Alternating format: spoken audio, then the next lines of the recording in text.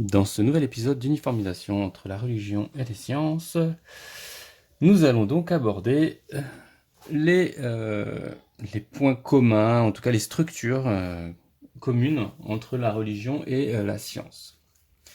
J'ai rassemblé sur cette feuille les deux structures de la religion pour le pro-religieux et de la science pour le pro-science.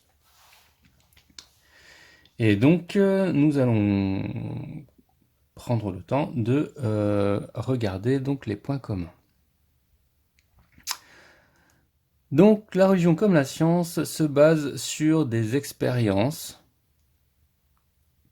les siennes ou celles des autres, pour échafauder toute leur, leur construction. Donc, cette expérience, du côté religieux, se base sur des livres, une autorité ou des expériences personnelles.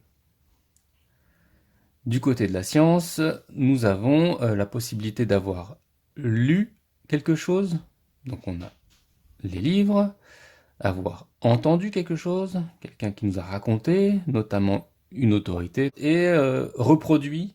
Alors là, ça va dépendre, ça va plus se jouer au niveau du culte, ou vécu une expérience, et nous avons produit notre propre expérience, c'est une expérience personnelle, donc on retrouve les mêmes éléments euh, à ce niveau-là. Dans la science, il y a une échelle de valeur. Une échelle de valeur de est-ce qu'on l'a vécu tout seul ou est-ce qu'on l'a vraiment entendu, on ne sait même pas si c'est quelque chose qui a été répété ou pas. Ou de combien de personnes, on n'en sait rien.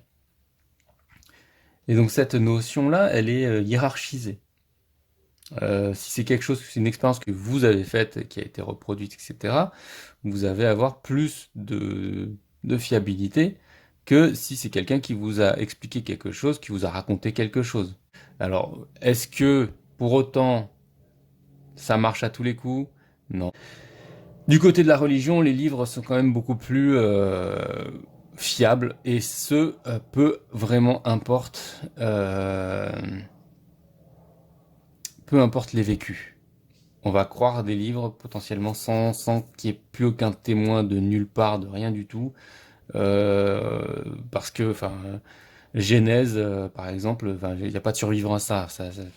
Vous n'avez pas de survivant. Le seul, c'est que qui vous raconte ça, donc ce serait que ce soit Dieu, que ce soit dans un livre original, etc.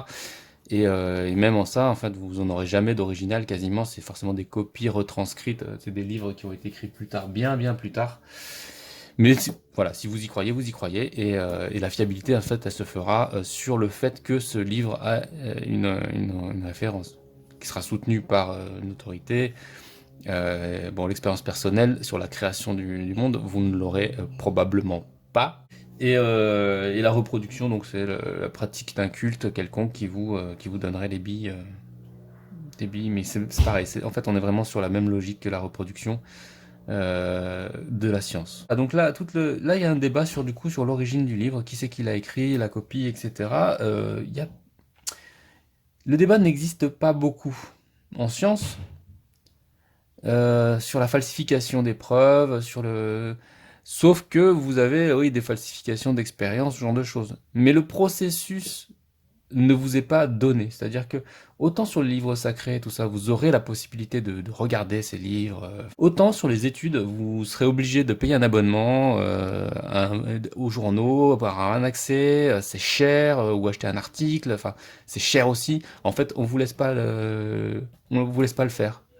Donc ce truc-là est réservé à une partie des gens qui, s'ils le font pas, en fait, vous vous retrouvez comme des idiots parce que vous pouvez pas le faire vous-même. Sauf si vous avez beaucoup d'argent. Et donc là-dessus, il y a aussi il y a aussi un sujet que la religion fait, permet de faire, parce que en fait, qui c'est qui fait ça? Moi, personnellement, je pense qu'il n'y en a pas beaucoup, des gens qui s'amusent à vérifier. Mais il y en a, et c'est tout à leur honneur. Autant dans la science, des gens qui le font, bon, ben, et des scientifiques qui le font, je suis pas convaincu qu'il y en ait des masses. On va continuer aux côtés de la science, donc là il est question d'avoir des intermédiaires. Donc dans tous ces éléments là, en fait, on sait que le vécu c'est le seul élément qui n'a pas d'intermédiaire. Les autres ont des intermédiaires. Ici, le livre, vous pourriez, enfin, le livre est un intermédiaire. C'est écrit par quelqu'un d'autre qui vous l'a raconté, qui l'a produit, etc., qui l'a recopié. Tout ça, c'est fait par des gens. L'autorité, c'est un intermédiaire.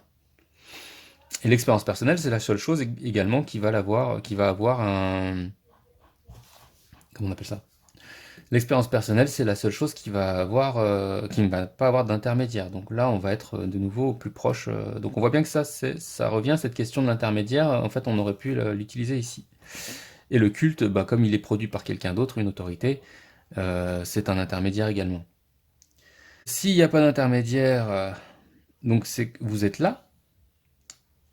Vous vérifiez que vous n'avez pas d'erreur. Ça va être... a priori, l'erreur, vous pouvez pas trop la voir, quoi. Mais en tout cas, globalement, si vous reproduisez l'expérience personnelle, vous saurez que ça fonctionne ou que ça fonctionne pas tous les coups.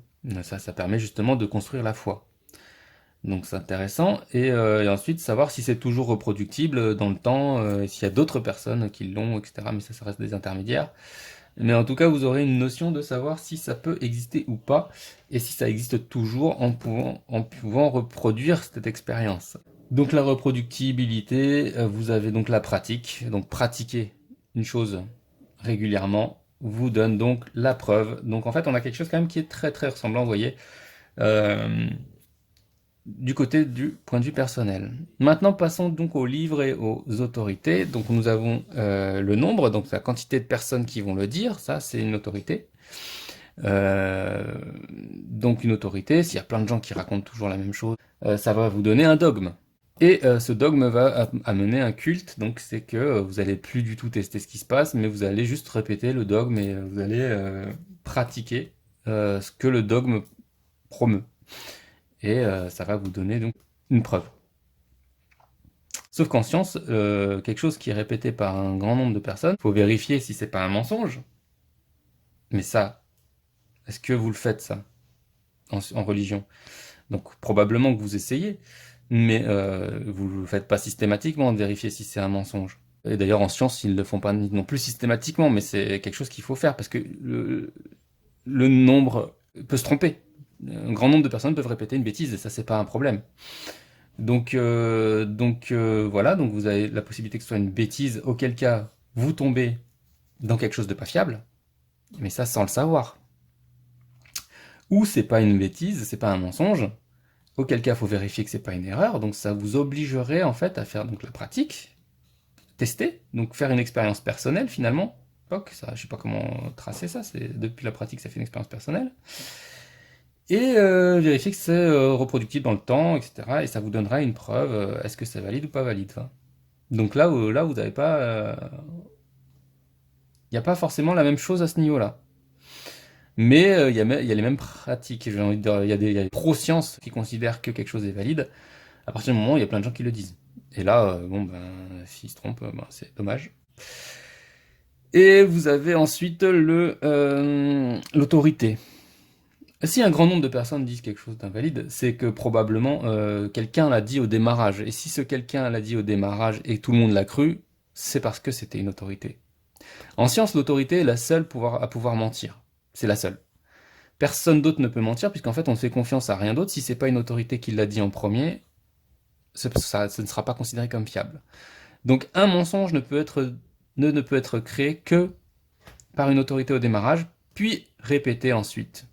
Puis répété par des intermédiaires, etc. Enfin, vous n'aurez jamais autre chose. Mais est-ce que ce sera pareil en religion? Parce que la religion, on ne considère pas le mensonge et la falsification, on considère que chaque personne falsifie, chaque personne machin, mais si, enfin, forcément, s'il y a un menteur quelque part, ou un falsificateur, c'est forcément une autorité. Mais alors, quelles autorités?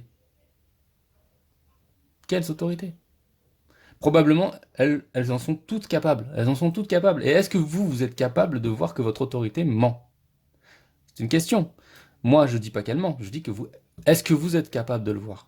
Et si vous n'êtes pas capable de le voir, comment vous faites confiance?